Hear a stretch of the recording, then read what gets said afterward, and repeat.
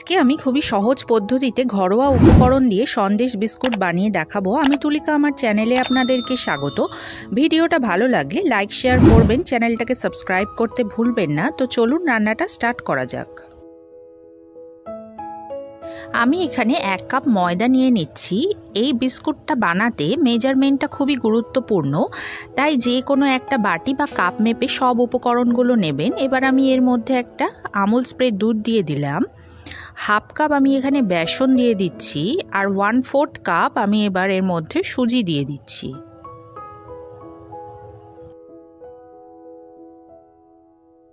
আমি এবার এর মধ্যে 1/2 চামচ বেকিং পাউডার দিয়ে দিচ্ছি, আর 3 ড্রপ আমি ভ্যানিলা এসেন্স এর মধ্যে দিয়ে দিচ্ছি।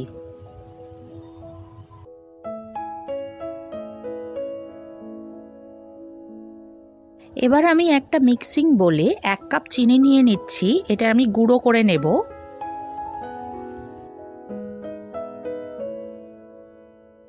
দেখুন চিনিটা আমার গুঁড়ো করা হয়ে গেছে। এবার আমি চিনিটাকে ওই পাত্রের মধ্যে ঢেলে দেব, আর সবগুলোকে ভালোভাবে এবার মিশিয়ে নেব।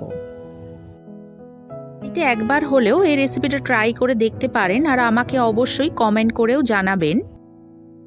এই মিশ্রণটা ভালোভাবে মাখা হয়ে গেছে। এবার আমি এর মধ্যে 1 কাপ রিফাইন তেল দেব, তবে তেলটা অল্প অল্প করে দিয়েই আমি ভালোভাবে এটাকে মেখে নেব।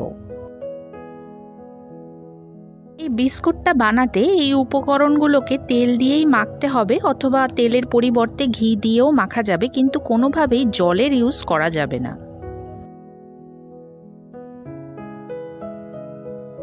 দেখুন এটা আমার ভালোভাবেই মাখা হয়ে গেছে, কেমন মন্ড মতন হয়ে যাচ্ছে দেখুন। এই অবস্থায় আমি এটাকে এবার 10 মিনিটের জন্য ঢেকে রেখে দেব। এবার আমি একটা স্টিলের প্লেটের উপর একটু অয়েল ব্রাশ করে দিচ্ছি। আমি এখানে রিফাইন অয়েলেরই ব্যবহার করেছি। এবার আমি এর উপরে বাটার পেপারটা লাগিয়ে দিচ্ছি, আর এর উপরেও আমি একটু অয়েল ব্রাশ করে দিচ্ছি। আমার আজকের রেসিপি আপনাদের কেমন লাগলো অবশ্যই আমাকে কমেন্ট করে জানাবেন।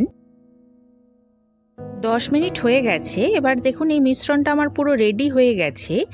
এইভাবে হাতের সাহায্যে চেপে চেপে আমি একটা গোল শেপ দিয়ে নিচ্ছি। দেখুন কেমন করে দিচ্ছি। এবার এগুলো আমি সব প্লেটের উপর রেখে দেব। দেখুন সবগুলো আমার রেডি হয়ে গেছে। এই পাত্রটা আমি 10 মিনিট আগে থেকে প্রি হিটের জন্য রেখে দিয়েছিলাম। এটা ভালোভাবেই গরম হয়ে গেছে। এবার আমি বিস্কুটগুলো এর মধ্যে দিয়ে দেব। এই কাজটা খুব সাবধানে করতে হবে, না হলে এটা ছ্যাঁকা লেগে যেতে পারে। আমারও ছ্যাঁকা লেগে গেছিল। এবার আমি এটাকে ঢেকে দিচ্ছি।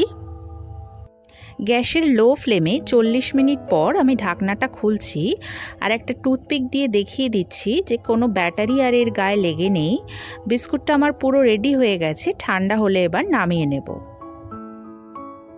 আর আজকের রেসিপি ভালো লেগে থাকলে লাইক শেয়ার করবেন, আর চ্যানেলটাকে সাবস্ক্রাইব করতে ভুলবেন না। ধন্যবাদ।